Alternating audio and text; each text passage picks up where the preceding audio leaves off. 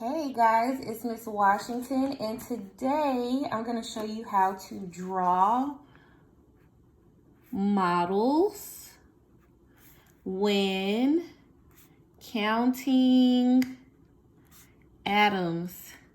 So sorry if that's a little sloppy, but we're going to draw models when counting atoms. So today we're going to separate our notebook into 10 sections. So they don't have to be super large. We're just going to do 10 sections.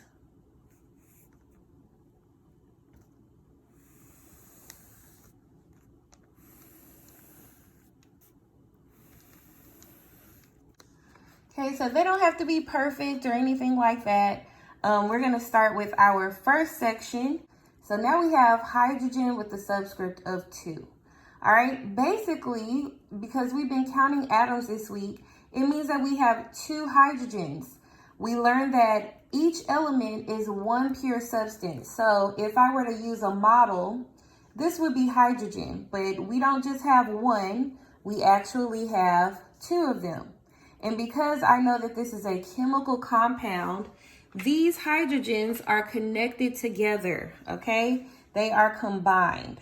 So what that means is it'll look something like this, okay? We have 2 hydrogens. They're both the same exact thing, and they're connected, so it'll look something like this. All right, you're actually going to draw that. So what it'll look like is 1 hydrogen here connected to another hydrogen here. And I'm actually going to color it because I know that it is the same substance. I'm going to make them both the same color, green. And I'm also going to label them. This one is hydrogen. This one is also hydrogen. Let's try another one. All right, another chemical compound, which we've talked about before, is NaCl, okay? These are 2 different elements. We know it's only 2 because we only count the capital letters, all right? But this time we have 2 different elements that make salt when combined together. We have sodium and we have chlorine. So I'm gonna use green for sodium. But because chlorine is a completely different substance, I'm going to use a different color for that because we have sodium and chlorine. Now remember, these are now combined together because they've made a new substance together. And they would look very similar to that.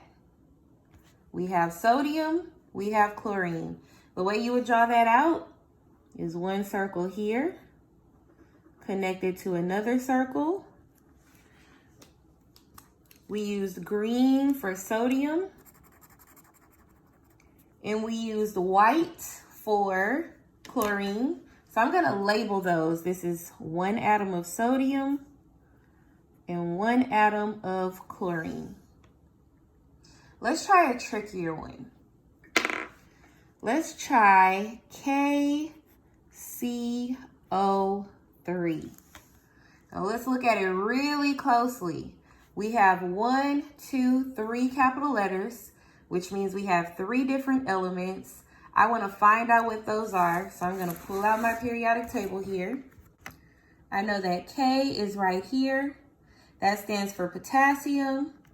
Then I'm looking over here for C, which is carbon. And then O, which is oxygen. Now, if we look at it very closely, we have 1 potassium. So I'm going to put that here. I'm going to use the color yellow for potassium because we usually find that in bananas, right? Carbon is a completely different substance. So I'm going to use a different color for that. We're going to use black for carbon. But let's look closely at oxygen. Oxygen doesn't just have 1, it has 3. And we know that because of the subscript here. It tells us that we have 3 oxygens. So we have 1, 2, 3 oxygens. All right. Remember, these are all going to be connected because our chemical compounds tell us that the elements have connected together. All right. So in order to do that, I'm going to draw out our 1 potassium. I'm going to connect it with our 1 carbon. And because we have 3 oxygens, I'm going to connect 1, 2, and 3 oxygens. Now I'm going to color code it. We used yellow for potassium because we usually find those in bananas, so that's K. We used black for carbon.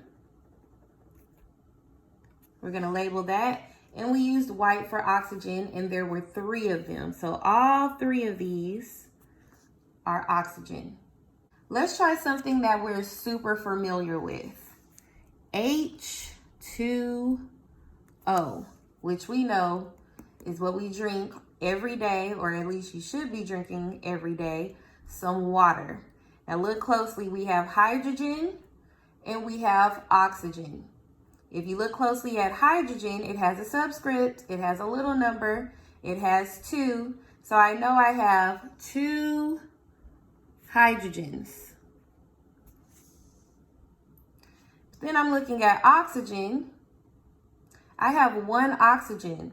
So before I do anything, we have our 2 hydrogens. We know that both of them are hydrogens, so we're going to color them the same color. I used blue. Then we're going to come over and look at oxygen. We only have 1, and we're going to connect it with our 1 here, and I'm just going to keep it white. We know we have 2 hydrogens, 1, 2, 2 here, and 1 oxygen. Now, remember, we talked about coefficients, which are big numbers before the chemical compound. I'm actually going to use the same chemical compound here, H2O. But this time we have 3 of these. This 3 right here only means that we have 3 molecules of H2O. So we have 3 of these. That's it. So I'm going to redraw this 3 times because this big 3 tells me we have 3 H2Os. So here we go. Here we go. And here we go. And again, I'm going to make sure everything is color coded so I know which atoms are the same and which atoms are different. We have 2 hydrogens, 1 oxygen, 2 hydrogens, 1 oxygen, 2 hydrogens, 1 oxygen. This is basically the same thing, but now that we have 3 molecules of this, that is what this looks like. 3 H2Os, 1 H2O. Remember, 1s are invisible. So now I want you to try these on your own. You're going to do 2 NaCl on your own. You're going to do CH3OH on your own. You're also going to do nitrogen with the subscript of 2.